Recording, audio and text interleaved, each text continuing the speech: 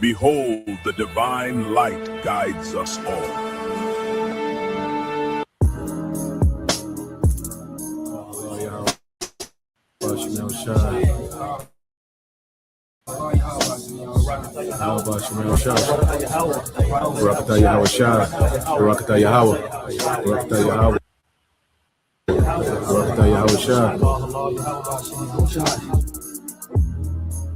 Psalm 145.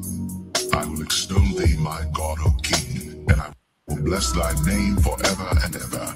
Every day will I bless thee, and I will praise thy name forever and ever. Great is the Lord, and greatly to be praised, and his greatness is unsearchable.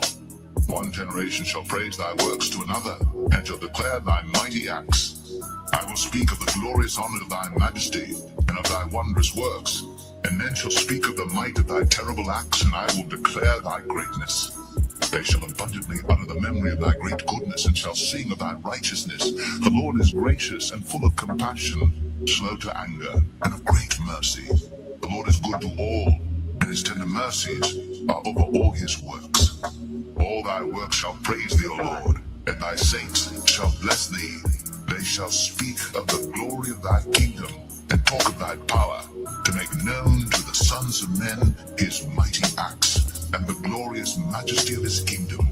Thy kingdom is an everlasting kingdom, and thy dominion endureth throughout all generations. The Lord upholdeth all that fall, and raiseth up all those that be bowed down. The eyes of all wait upon thee, and thou givest them their meat in due season. Thou openest thine hand, and satisfiest the desire of every living thing. The Lord is righteous in all his ways, and holy in all his works. The Lord is nigh unto all them that call upon him, to all that call upon him in truth. He will fulfill the desire of them that fear him. He also will hear their cry, and will save them. The Lord preserveth all them that love him, but all the wicked will he destroy. My mouth shall speak the praise of the Lord, and let all flesh bless his holy name forever. Show my love for you.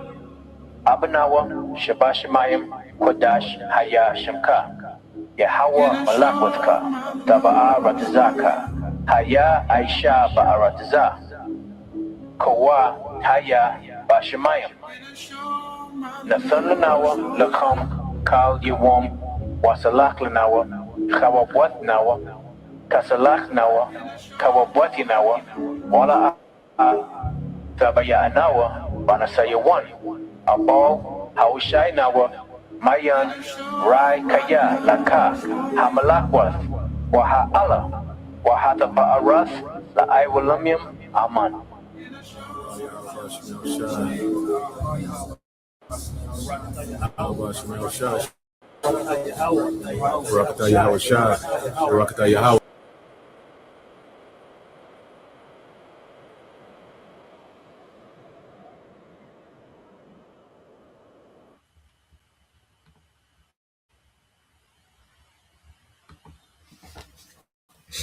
All right, Shalom. First and foremost, I would like to give all praise and glory unto Yahweh, Bahasham, Yahweh Shai, Bahasham, Kakodash. Double honors unto the apostles and the elders of GMS who rule well, teach well, being great examples to us younger brothers. And peace and blessings, salutations to the hopeful lake out there pushing his word and truth and in sincerity across the four winds. In the name of Yahweh Bashem Al Shai, push and get up out of here. Shalom to the hopeful lake, the believers, the listeners who may have came back to the obedience of the scriptures through faith in Yahweh Bashem Al Shai. All right, so I want to go into a screen tonight, dealing with the legacy of the devil. All right, the fast food trap. Now, I came across a video, and I found it to be pretty interesting, man. It's a lot of things, that made a lot of sense, just watching, this video dealing with, the fast food trap, that was set for Jake. All right. And we know, the absolutely worst quality of food, okay, that you can get is fast food. Okay. And they become worse over the years. Okay. And we're going to get into that, but ultimately let's set the foundation, okay, with some pre-sales, man. All right, because one thing we have to understand with the devil, there's a lot of wickedness that he's done in the shadows, okay, that are now, being brought to the light. Things that he's done over the centuries and decades, okay, that were just looked at as, part of normal society. It was an attack on Jake, man. And we have to remember these elites, they know who they are and they know who we are, man. And they understand, the origin of the hatred that they have for the tribes. Okay, going back to the birthright. Okay. So their whole agenda is, because they have, as the scripture says, it's in the power of their hands, okay, to execute on their hatred, and target the tribes, in so many different ways, okay, that these devils never let up, okay, and they do it in a very covert way. We're gonna get that word covert, all right, and see how it lines up with the scriptures. Now, when you go to the book of Habakkuk, chapter 2, verse 15, it says, "Woe, judgment is coming to you who makes, all right, your neighbors drink." All right. So woe is destruction. It's your judgment. You see? So there's a destruction that's coming to this man for giving his neighbor, and his neighbor is speaking of Israel, drink. Because here it is, we was punished for disobedience. And what this devil does, he has social engineered, a culture for Jake that's based on degeneracy, sin, okay, lewdness, rebelling even more against the Most High. Okay. So this man has given, our people a culture, within this captivity, that's full of rebellion, self-destruction. Okay. And when you keep reading, it says, "Who mix in your venom to make them drunk." So everything that this man gives us, he mixing his venom with it. Okay. And it becomes detrimental to where our people have become useless to themselves, man. Because if someone's drunk, they're not even useful to themselves anymore. Okay, so he has given our people this culture, the way that they eat. Okay, plantation Christianity, politics, chasing the money, and being a nigga, hot girl, independent woman, single mother, whatever. This man has conveniently gave our people as a way to be. It has made our people drunken, okay, to the point that they're not even helpful to themselves, man. Okay, then you look at nigga culture, you see, there's a people that's staggering in drunkenness, man. Okay, and you go into the source of it, it's the poison that this devil has mixed, okay, and given to us as a way to be. All right, this man has social engineered, Jake, the most toxic culture on the planet. Okay, and he did that for the purpose of self-destruction, man.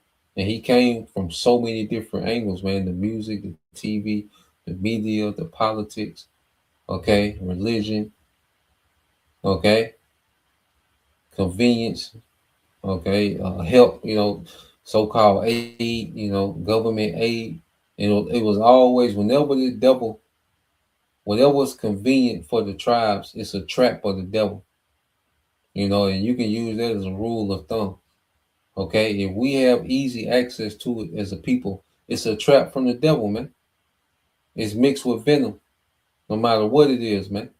Okay, it says so that you may look at their nakedness, man. Okay, so this devil, he infuses, his poison, his wickedness, okay, into our people as a culture, and then he's able to turn on the cameras, okay, and show the world, look at these niggas. Okay, this is the problem of the earth. This is the problem with the economy.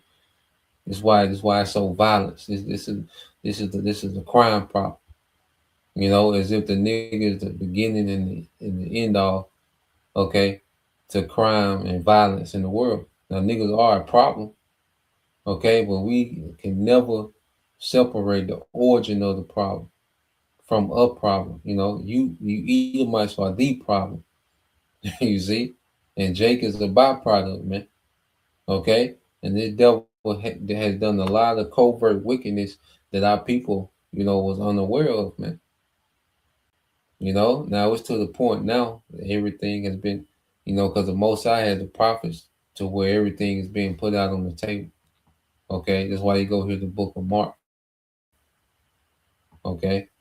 So there's no excuse to continue on and participate in the wickedness of the devil, because everything's been put out on the table, from the foods to, Hollywood and music industry, and, these false religions and plantation Christianity, and your vote don't matter. So, the went into feminism, broke that down, how that's a satanic, enchantment to destroy a family. Okay, so all the wiles or the methods of the devils have been exposed. Okay, so all this nigga's methods, all right, have been exposed. Okay, when you go to Mark 4:22, said, "For nothing is hidden except to be revealed, nor has anything been kept secret, but that it will come to the light." That is, things are hidden only temporarily until the appropriate time comes for them to be known. So we in the time now where the Lord is revealing everything, man. You know, so there's no cloak for our people to continue on and participate in the sin, of Esau, Edom, of the devil. You know, and we understand fully there's a lot that the devil has been doing that we just had no clue, and the Lord winked at that. But as the Lord raised up the prophets, He's not winking at it anymore. He's getting ready to judge, man. Okay, so we tell, both sides. We tell our people, look, Esau was dead wrong for things he's done. But now we're to the point where the Lord is holding us accountable for continuing on and participating in the madness, man. Okay? But everything that this devil, has been doing in the dark through the spirit of Yahweh Shema Shai is being brought to the light, man. Through the Lord setting up his prophets, man. All right, to reveal, the wickedness of Esau Edom, man. And what our people have to understand, this devil has a perpetual hatred for us as a people.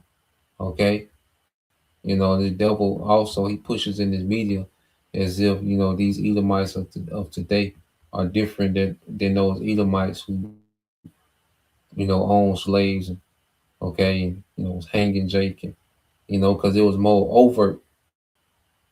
Okay, it was more overt back then, which it was open. It was an open hatred.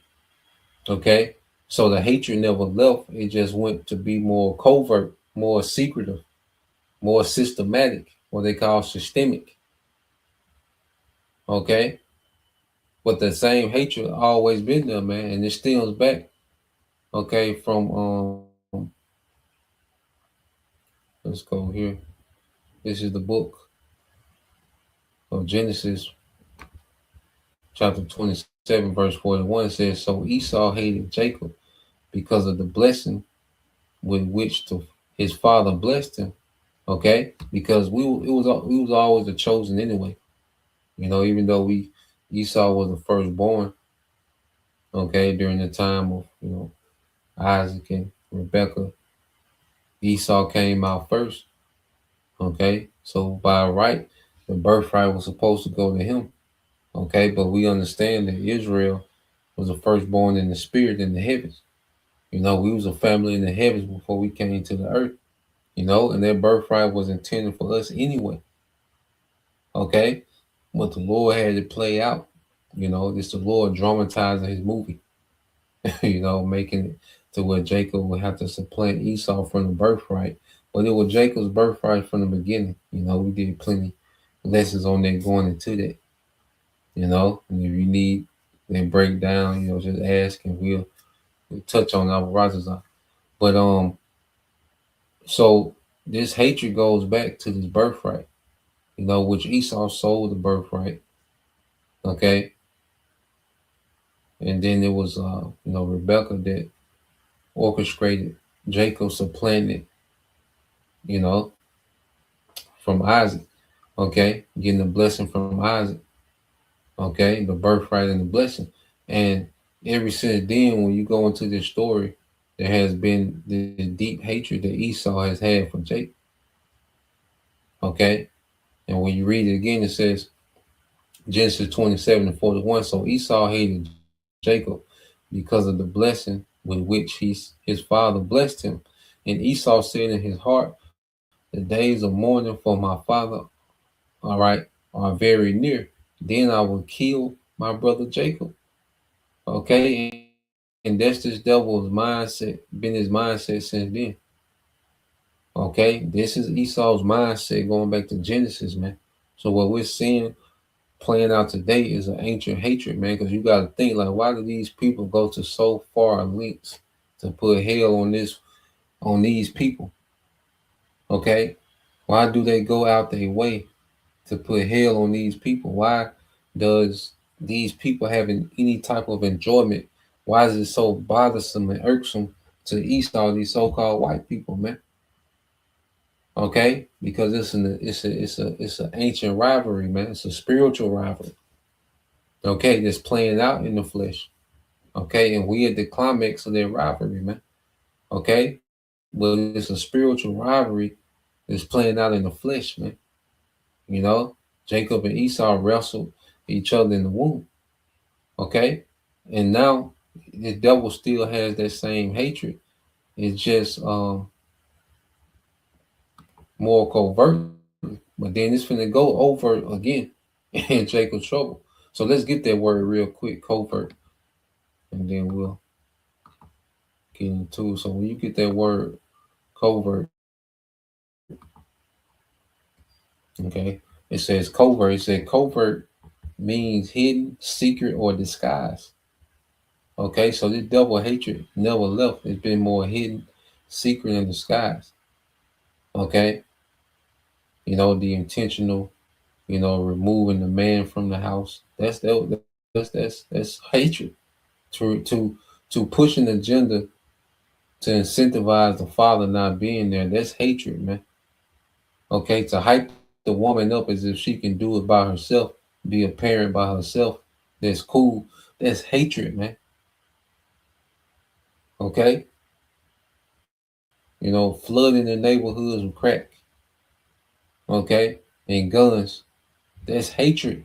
And then glorifying, dope boys as men of honor, romanticizing, degenerates as heroes. Okay, there's hatred.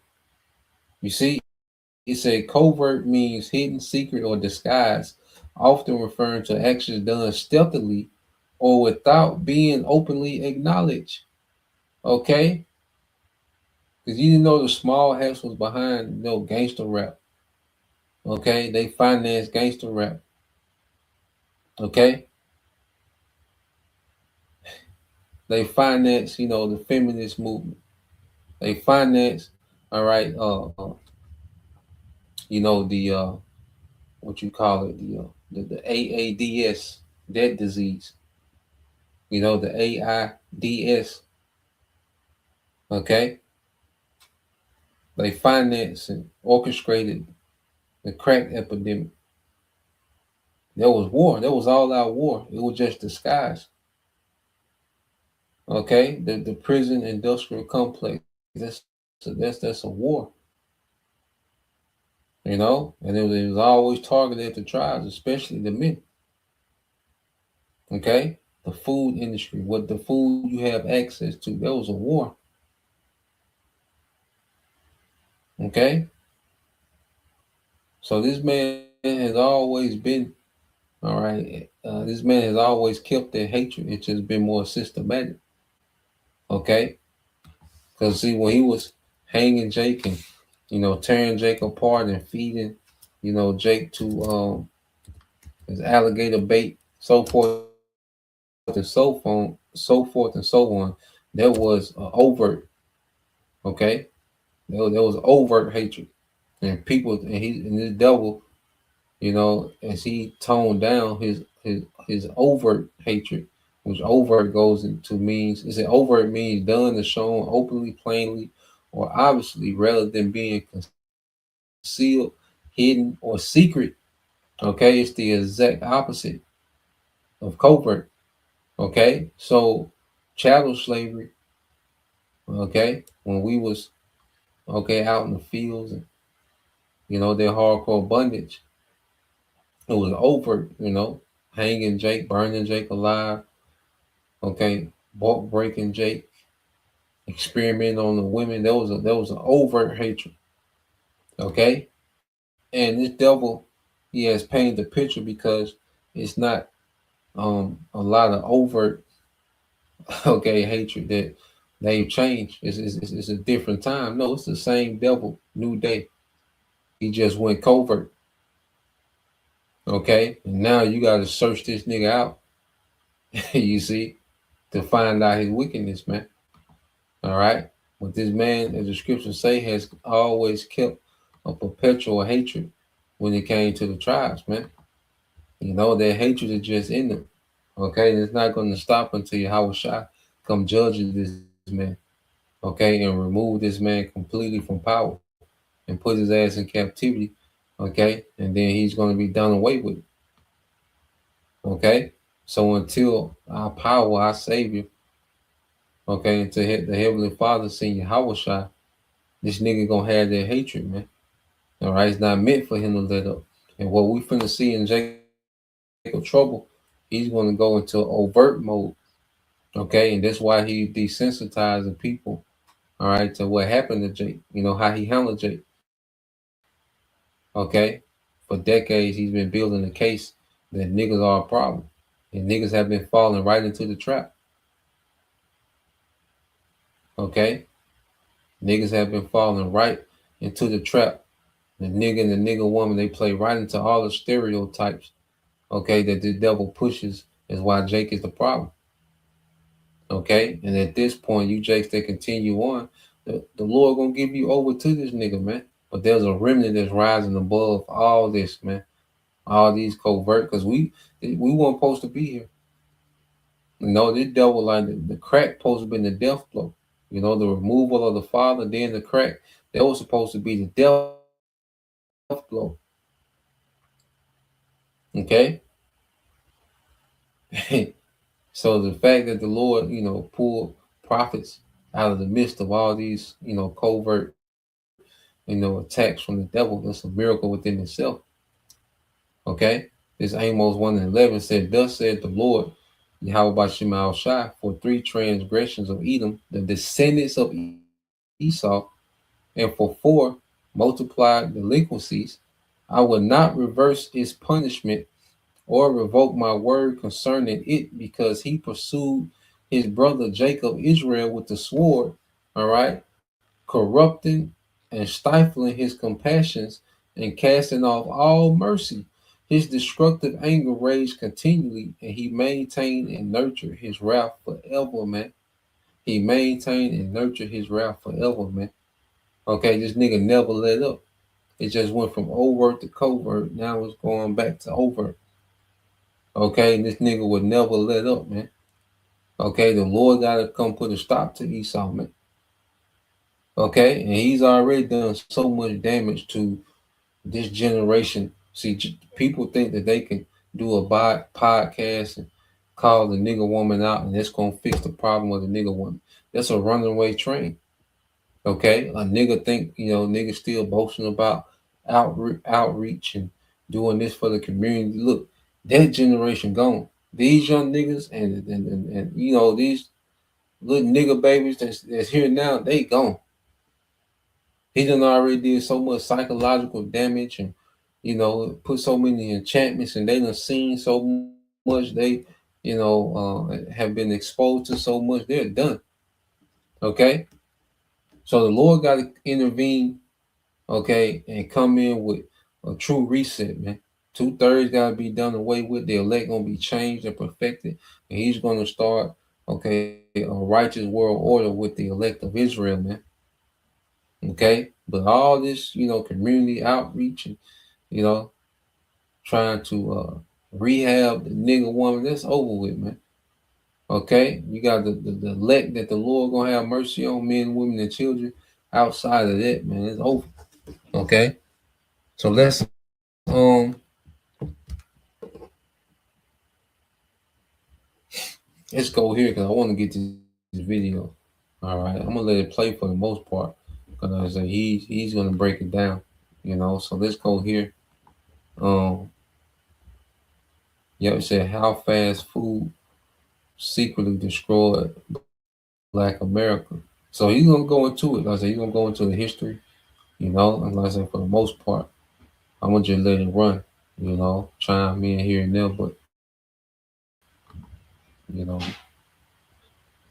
So let's play this. They told you fast food was about convenience, quick meals for busy families, the American dream of efficiency and affordability.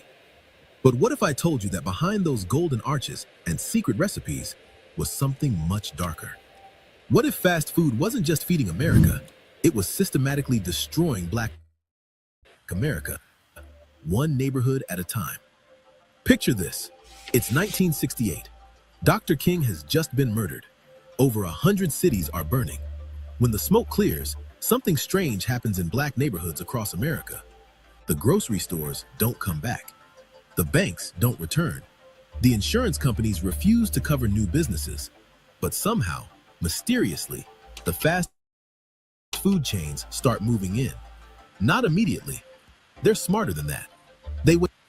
And real quick, I was thinking because looking back hindsight, understanding what we know now, even going back into the 60s, man, I wouldn't be surprised if the devil was, inciting a lot of these riots with agent provocateurs. If he was the one, like he started that trend of Jake destroying their own businesses. He the one that started that trend and they caught on and just, Jake started destroying their own businesses and their own communities when they would riot. But I wouldn't doubt, I don't have any proof, but just knowing what I'm knowing now, knowing what we know now, is how this devil get down. Okay, if it wasn't CIA, some niggas back then, some sellout niggas, okay, CIA operatives, okay, that began to target, Jake businesses, okay, and it became a trend throughout the country, okay, a way to do a demolition and blame it on Jake, but like I said, I don't have any proof, but when you hear things, and new information, it can make you think,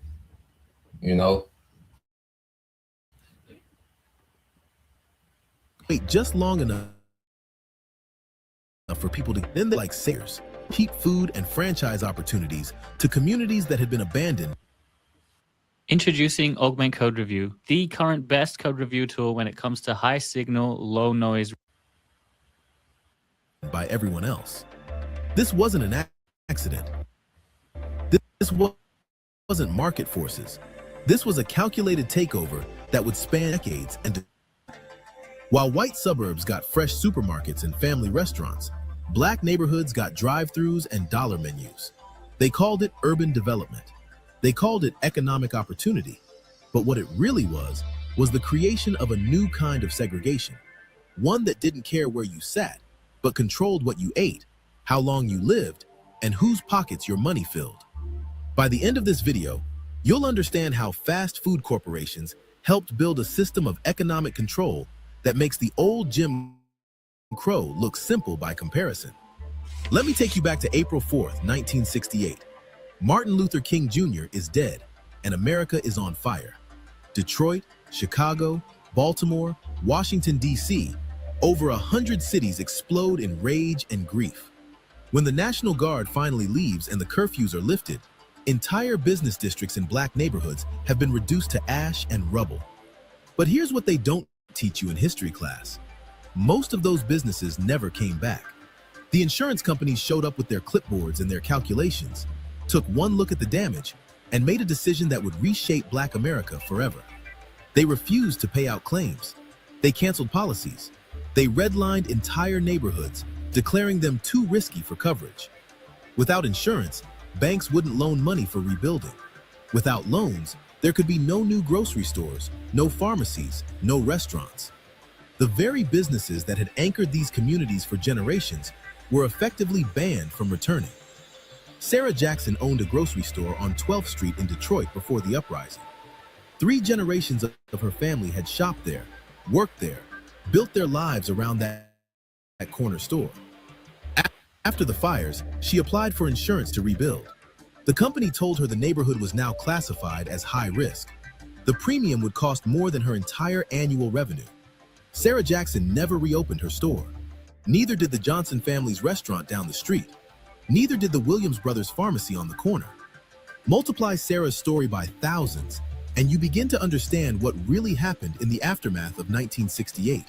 This wasn't just property damage. This was economic amputation. Entire food systems that had sustained Black communities were surgically removed, leaving behind empty lots and hungry people.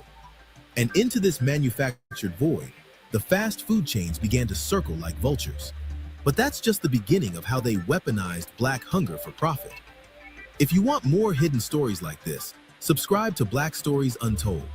Now, back to how corporate America turned tragedy into opportunity. The first McDonald's in a Black neighborhood wasn't built in 1968. That would have been too obvious, too cruel even for them. No, they waited. They studied. They let the desperation marinate for a few years, while white families fled to the suburbs, taking their grocery stores and sit-down restaurants with them. By 1972, when the first golden arches went up in devastated Detroit, it looked like salvation. Herman Petty was one of the first Black McDonald's franchise owners in the country.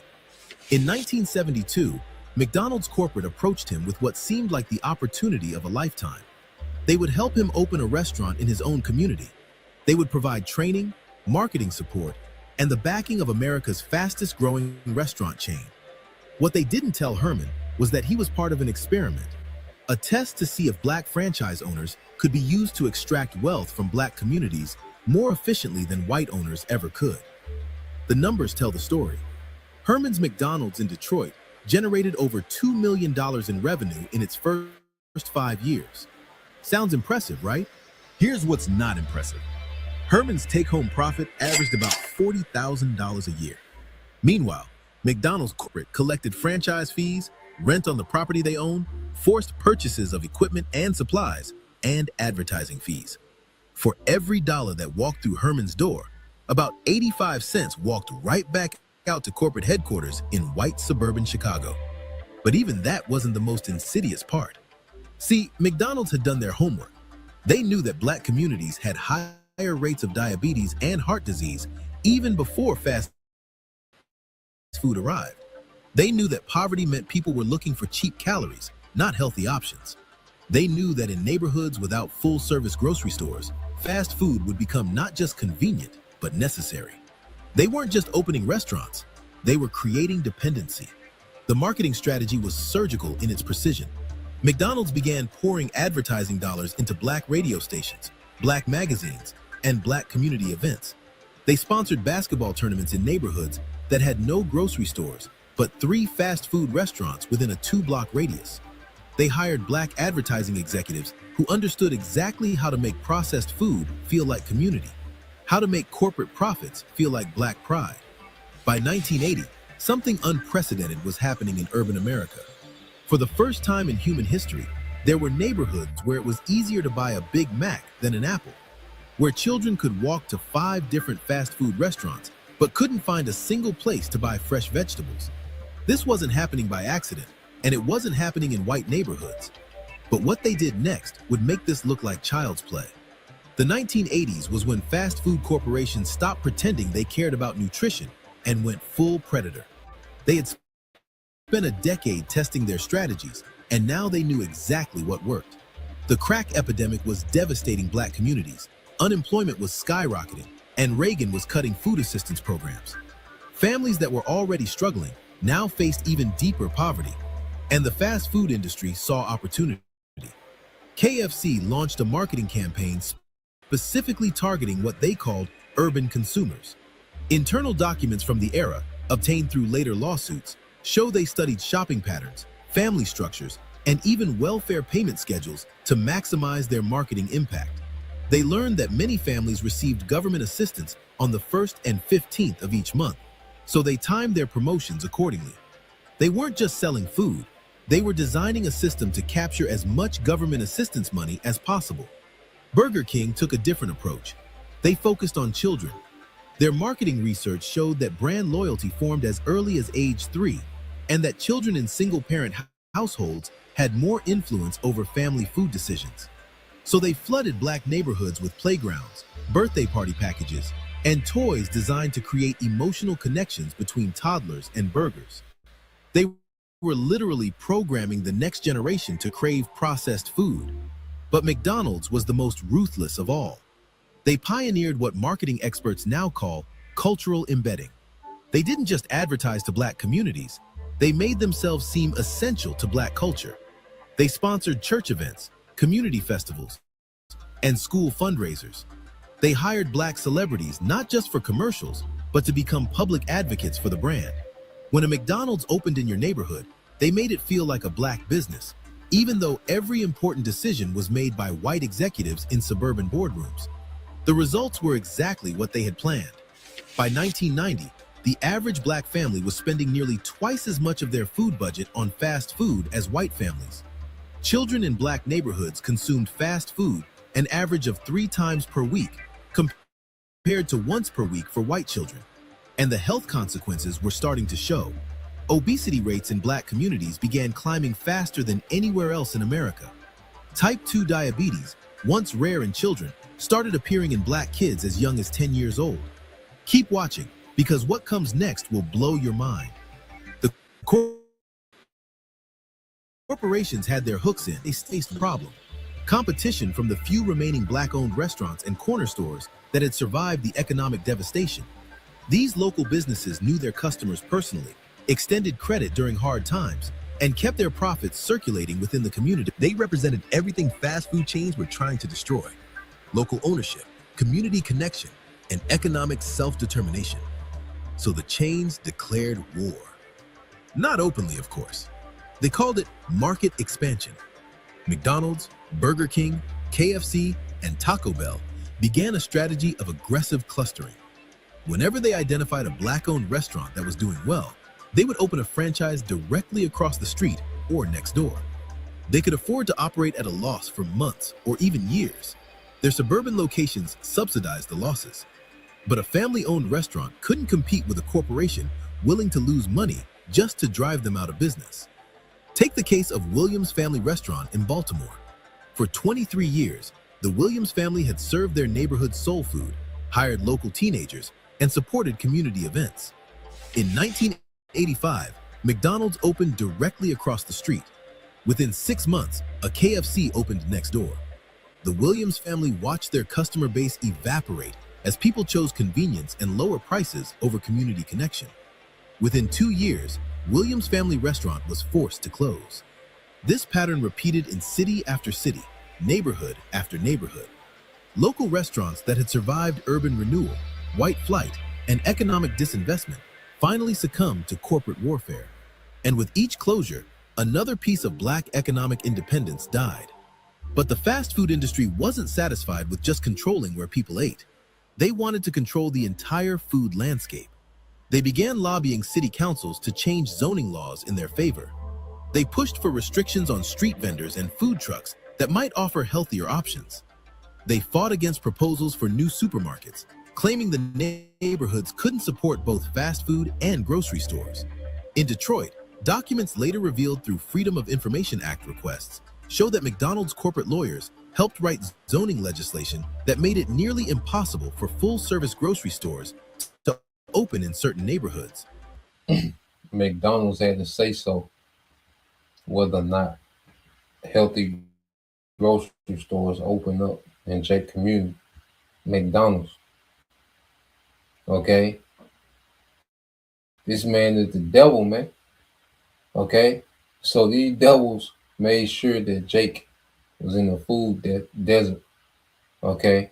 And that's why because I know some of you brothers, you do Uber, especially since we've been in the truth, and we eat much healthier.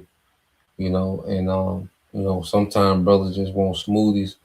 You might just want you a nice coffee, a real coffee, you know, like a Colombian or Peru or Honduras, a real potent coffee bean, but or whatever. You might want a tea, a real tea, a chai tea, or whatever.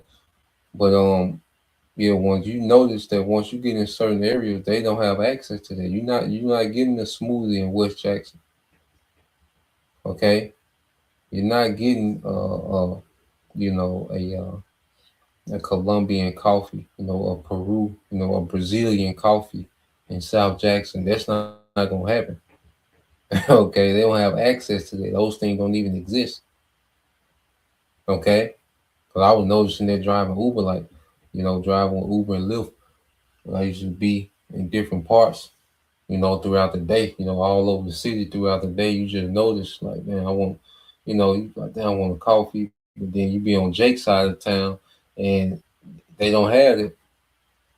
They don't even have no authentic coffee place. They don't have no authentic smoothie place. Like those things don't even exist on Jake's side of town. And I'm quite sure, you brothers, even you few sisters noticed it, But when you get on Esau side of town, you got everything, Step outside, you get your coffee, smoothie at the same place, with the oat milk. Walk outside, it's a pull-up bar. You can do some pull-ups while you wait for your coffee. It's just, it's completely different. It's night and day. But when he said McDonald's lawyers, they help write the zoning codes for where new grocery stores could be. Okay. Just show you, man, that there's been a lot of covert, systemic, all right, racism. This is a war. Okay. And Esau, he profits off Jake death, man. So let's play some more. While making fast food restaurant permits almost automatic, they weren't just opening restaurants, they were rewriting the laws to ensure they would never face real competition again. The most devastating part was how they weaponized Black entrepreneurship against Black communities. The franchise system was designed to look like Black ownership while maintaining white control. Black franchise owners took all the financial risk, worked 80-hour weeks, and faced community backlash when people realized how unhealthy the food was. Meanwhile, corporate executives collected guaranteed profits and maintained plausible deniability. If anyone complained about fast food destroying Black health, they could point to Black franchise owners and claim it was Black-owned business. And this is where everything connects. By 1995, the transformation was complete. Neighborhoods that had once sustained themselves with locally owned grocery stores, restaurants, and markets now depended entirely on corporations headquartered in white suburbs. Money that had once circulated within Black communities, supporting Black jobs, Black entrepreneurs, and Black wealth building, now flowed out every single day to shareholders who had never set foot in these neighborhoods. The health consequences were exactly what any rational person would have predicted, and exactly what corporate executives had to have known would happen. Obesity rates in Black communities doubled between 1980 and 2000. Diabetes rates tripled. Heart disease, stroke, and hypertension all skyrocketed. Emergency rooms in Black neighborhoods began seeing children with diet-related diseases that had previously only affected adults. But here's the most insidious part. When Black communities started dying from diet-related diseases at unprecedented rates, the same corporations that had created the problem positioned themselves as the solution. They introduced healthier options like salads and apple slices, while keeping their core menu exactly the same. They funded studies on childhood obesity that somehow never mentioned the role of fast food marketing. They donated money to Black health organizations, ensuring that criticism would be muted. This wasn't just business, this was systematic extraction. Fast food corporations had figured out how to turn Black poverty into white wealth, Black hunger into corporate profits, and Black death into shareholder dividends. They had created a system more efficient than slavery, at extracting value from black bodies. Slaveholders at least had to keep their property alive and healthy. Fast food corporations could work their consumers to death and simply find new ones.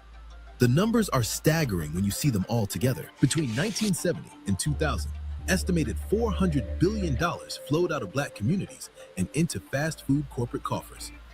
That's money that could have built black-owned grocery stores, funded black restaurants, supported black farmers, and created generational wealth for black families.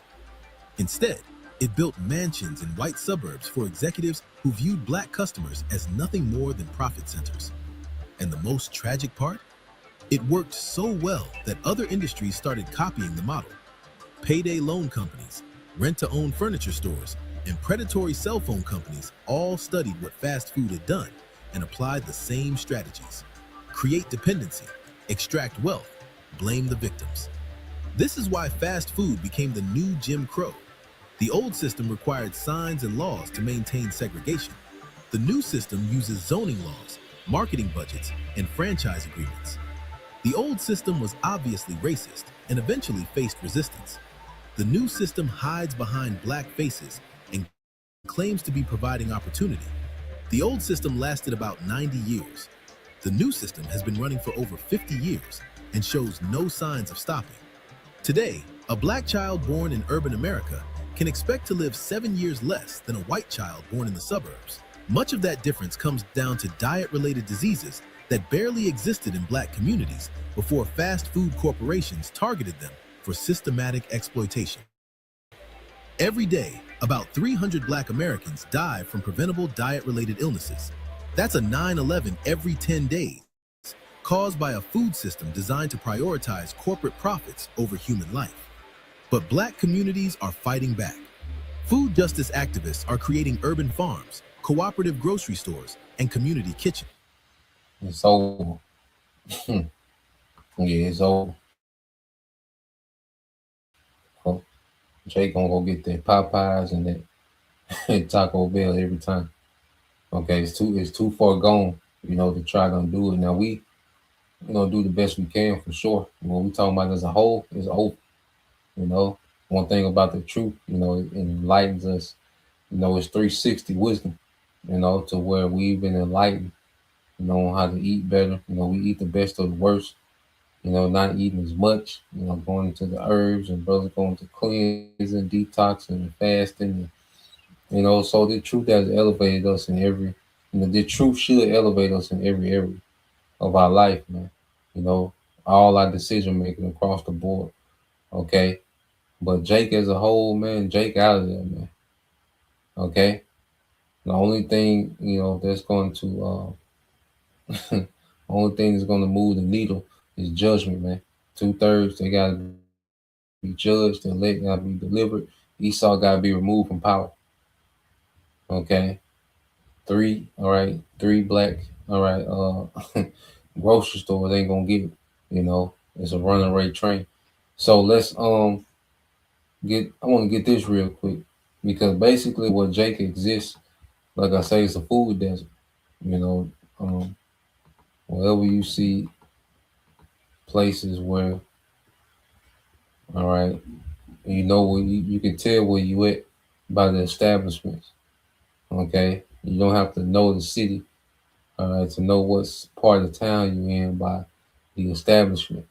Okay, it said food deserts, are low income, geographically isolated areas with limited access to affordable, nutritious food such as fresh fruits and vegetables, man.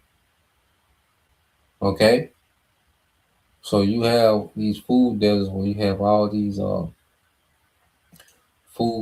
fast food chains. Okay, but to get authentic whole food, okay, you don't have access to that. Once you have access to all this chemical-based food, okay, the gas stations, because even the gas stations, like the gas station in Jake neighborhood and the gas station where Esau at, there's still different options, man. There's certain gas stations where Esau at, man, where you got like health options, man. When you got, like I said, you got, you know, the more healthier choices of everything. Okay, it's some Jake gas stations I've been to that they don't even have water, man, just energy drinks and beer. You know, and all this is done intentional, man. Okay, it said USDA defines them by low income status and low access to supermarkets over 1 mile in urban areas, 10 miles in rural areas. Residents often rely on fast food and convenience stores. That's a lot of Jake diets, man. It's fast food and convenience stores. And I've been on that diet before.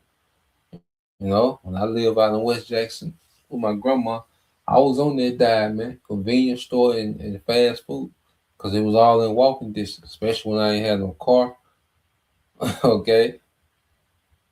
So the only thing that was readily available, okay, was fast food and convenience stores.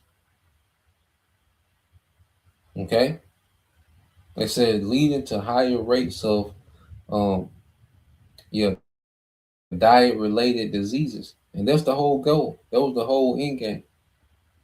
Okay, then the liquor store, even the liquor store, they have, you know, the worst liquor in the liquor store. Because you go to Esau liquor store, you see things that you didn't know existed. Okay, Jake had a bottom shelf liquor store, bottom shelf grocery stores, but they intentionally shipped the worst meat. Okay, to the Jake grocery stores. Okay, the worst products. Okay, because we know, everything is tainted. All right, but they make sure it's triple, quadruple poison when you get to Jake, man. You know, and then you also have, let's go here, because the whole thing was, to systematically destroy Jake, man. Keep Jake in a destroyed, destitute state. Okay, it says, what's the number one cause of death in black communities? Heart disease is the leading cause of black death. All right, for black Americans, accounting for 20% of death, it remains a primary driver of racial or mortality disparities, with black individuals, particularly males, significantly more likely to die from cardiovascular disease than their white counterparts due to high hypertension rates and healthcare inequalities, man. Okay, and these food deserts play a major part. Okay, in keeping Jake, destitute. All right, and full of chemicals, man. It's part of this devil's war, his covert war. Okay, so let's go here. Let's end it here, man. Let's get this in the book of Psalms, because we need a savior, man. This is why we push to our people. Like, what the hell do you have going on here, man?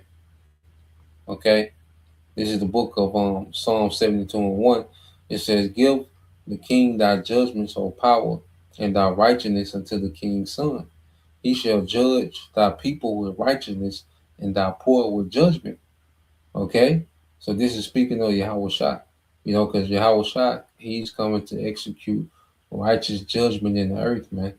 Now, 2/3 of our people, that refuse to repent, they're going to get caught up in this judgment, man. But there's a remnant, all right, because we are the poor of this society, man. Okay, even if you got, a little substance, a little money, guess what? You're poor in power. You don't have no power to change your people's situation, so you're poor. Okay, these niggas with billions of dollars, they can't do nothing, all right, to begin to truly help their people, so they're poor. Okay, it said, "He shall judge thy people with righteousness, and thy poor with judgment. The mountain shall bring peace to the people, the government of Yahushua, okay, to the people of Israel, and the little hills by righteousness. He shall judge the poor of the people. He shall save the children of the needy, and shall break in pieces the oppressor," man. So the poor, the people, and the needy are the Israelites of the elect at this time, man. Those that thirst for righteousness, man. Okay, that are helpless against Esau, Edom, man, Yahweh Shai is coming to deliver us out this circumstance, out this situation, man. Our kinsman redeemer. Okay, he's coming to get us out the situation and restore us, man. That's why he's gonna give us new bodies, man. Okay, that's been under attack.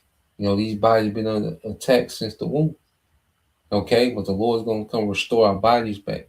And then he's gonna upgrade our bodies, those new bodies, man. Not only restore, but he's gonna upgrade these to new bodies, man, to immortal bodies, man. Okay, and Yahweh Shai coming to fix it all, man.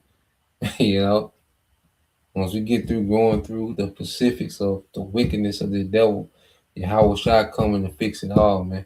You know, so that's the point. Just wanted to get into that. Lord will, you brothers on the right hand, you sisters edified once again. I want to give all praise, honor, and glory unto Yahweh, Bahashem, Yahweh Shai, Bahashem, Makakwadash, and double honors unto the apostles and the elders of GMS who rule well, teach well, being great examples to us younger brothers, and peace and blessing, salutation, and hopefully shalom.